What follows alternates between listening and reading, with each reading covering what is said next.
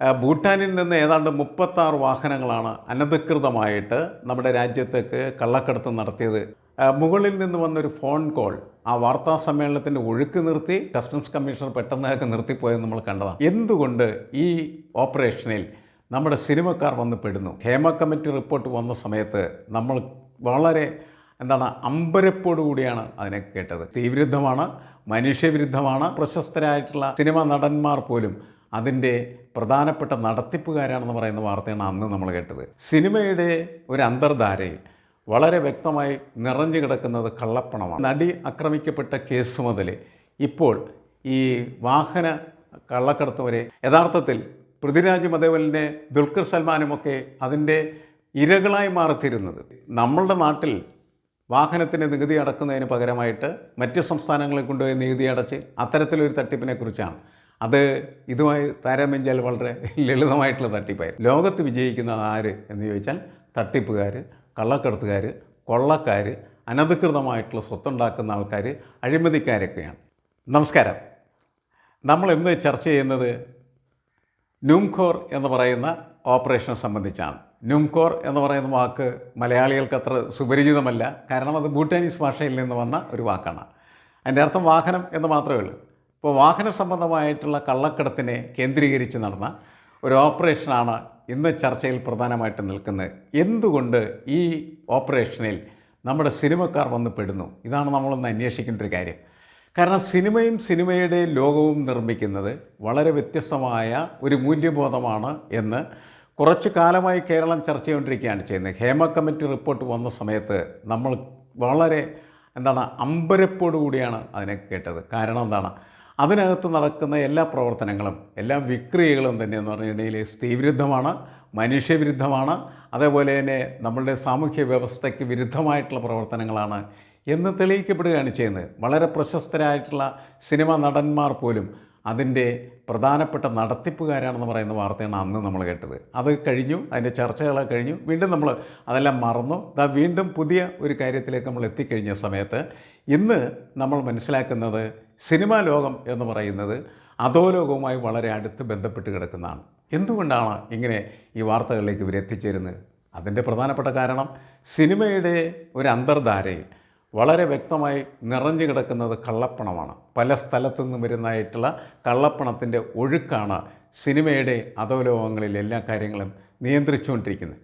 നമ്മൾ നടി ആക്രമിക്കപ്പെട്ട കേസ് മുതൽ ഇപ്പോൾ ഈ വാഹന കള്ളക്കടത്ത് വരെ എത്തിയിരിക്കുന്ന കാര്യങ്ങൾ പരിശോധിച്ചാൽ ഇതൊക്കെ തന്നെയാണ് അതിൻ്റെ പ്രധാനപ്പെട്ട ഊർജം എന്നുള്ള കാര്യത്തിൽ തർക്കമില്ല. കാരണം ഈ കള്ളപ്പണത്തിൻ്റെ ഒഴുക്ക്, കള്ളപ്പണമാണ് എല്ലാത്തിനെയും നിയന്ത്രിക്കുന്നത്. കള്ളപ്പണം നിയന്ത്രിക്കുന്ന ഒരു മൂല്യവ്യവസ്ഥയാണ് സിനിമയുടെ മൂല്യവ്യവസ്ഥയായിട്ട് മാറിയത്. അതുകൊണ്ടാണ് യഥാർത്ഥത്തിൽ പൃഥ്വിരാജ് മദേവലിനെ ദുൽഖർ സൽമാനുമൊക്കെ അതിൻ്റെ ഇരകളായി മാറിത്തീരുന്നത്. അത് വലിയൊരു പ്രശ്നമാണ്. നമ്മുടെ സമൂഹം വളരെ ഗൗരവമായിട്ട് ചർച്ച ചെയ്യേണ്ടതായിട്ടുള്ളൊരു വിഷയമാണ്.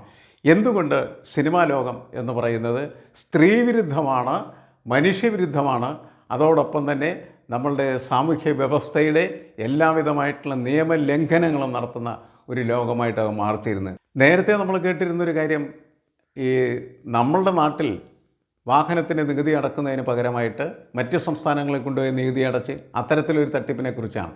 അത് ഇതുമായി താരതമ്യം ചെയ്താൽ വളരെ ലളിതമായിട്ടുള്ള തട്ടിപ്പായിരുന്നു. ഇത്തവണത്തെ പ്രത്യേകത എന്താണെന്ന് വെച്ചാൽ ഭൂട്ടാനിൽ നിന്ന് ഏതാണ്ട് 36 വാഹനങ്ങളാണ് അനധികൃതമായിട്ട് നമ്മുടെ രാജ്യത്തേക്ക് കള്ളക്കടത്ത് നടത്തിയത് എന്നതും ആ 36 വാഹനങ്ങൾ കണ്ടെത്തുകയാണ് ചെയ്തത്. 36 വാഹനങ്ങൾ മാത്രമായിരിക്കില്ല, ഇനിയും നിരവധി വാഹനങ്ങൾ കണ്ടെത്താനായിട്ടുണ്ടാകും. ഇതിൽ സിനിമക്കാരുടെ ഇത് കൂടാതെ പിന്നീട് ആരുടെ എന്ന് ചോദിച്ചാൽ അത് വ്യവസായികളുടേതാവും. ചിലപ്പോൾ അതിൻ്റെ അന്വേഷണങ്ങളൊക്കെ ചെന്ന് നിൽക്കുക ചില രാഷ്ട്രീയ ഡോണുകളിലാകാനും സാധ്യതയുണ്ട്.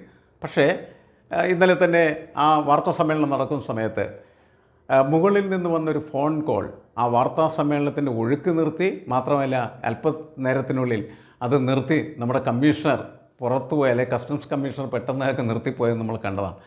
അപ്പോൾ ഈ അധോലോകവുമായിട്ട് എപ്പോഴും ബന്ധം സ്ഥാപിക്കപ്പെടുന്നത് നമ്മളുടെ ഭരണകൂടമാണ്, ഭരണകൂട നേതൃത്വമാണ്, രാഷ്ട്രീയ നേതൃത്വമാണ്. ഇവരെല്ലാവരും കൂടി ചേർന്ന് പൊതുവെ പൊതുസമൂഹത്തെ പറ്റിക്കുന്നു എന്നുള്ളതാണ് യാഥാർത്ഥ്യം.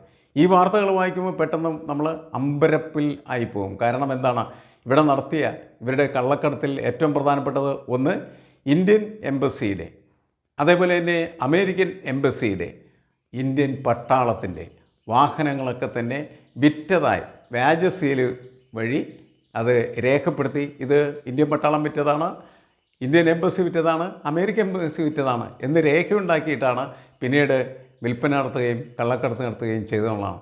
അത്രമാത്രം ധൈര്യം ഇത്തരം കാര്യങ്ങൾ ചെയ്യുന്നതിന് ഇവർക്കുണ്ട് എങ്കിൽ ഇവർ വെറും അധോലോകമല്ല, അത് മേലെ ലോകവുമായിട്ട് ബന്ധം സ്ഥാപിക്കപ്പെട്ടിരിക്കുന്ന അധോലോകമാണ് എന്നുള്ളതാണ്. ഈ വാർത്തകളൊക്കെ നമ്മൾ കുറച്ച് ദിവസം വായിക്കുകയും ചർച്ച ചെയ്യുകയും ഒക്കെ ചെയ്യും, അതൊക്കെ വീണ്ടും മറന്നുപോകും. അപ്പോൾ നമ്മുടെ സമൂഹത്തിൻ്റെ ഒരു പൊതു സ്വഭാവം എന്ന് പറയുന്നത് ഇങ്ങനെയാണ് എന്ന തിരിച്ചറിവ് നമുക്കുണ്ടാവേണ്ടത് ആവശ്യമാണ്. പക്ഷേ തിരിച്ചറിവ് കൊണ്ട് മാത്രം പ്രശ്നങ്ങൾ തീരുന്നില്ല. ആ തിരിച്ചറിവിനനുസരിച്ച് പ്രതികരിക്കാൻ പറ്റുന്ന തരത്തിലേക്ക് നമ്മുടെ സമൂഹം മാറേണ്ടത് ആവശ്യമാണ്. സമൂഹത്തിൻ്റെ മാറ്റമാണ് ഏറ്റവും പ്രധാനപ്പെട്ടത്. ഇങ്ങനെയൊക്കെ ചെയ്യുന്ന ആളുകൾക്ക് പലപ്പോഴും നമ്മുടെ സമൂഹത്തിൽ വലിയ അംഗീകാരങ്ങൾ കിട്ടുന്നു, ആദരവ് കിട്ടുന്നു എന്നുള്ളതാണ്. ചിലപ്പോൾ അവർ പൊളിഞ്ഞു പോകുന്നു എന്നതൊഴിച്ചാൽ ഒട്ടുമിക്ക സമയങ്ങളിലും അവർ തന്നെയാണ് വിജയിച്ചുകൊണ്ടിരിക്കുന്നത്.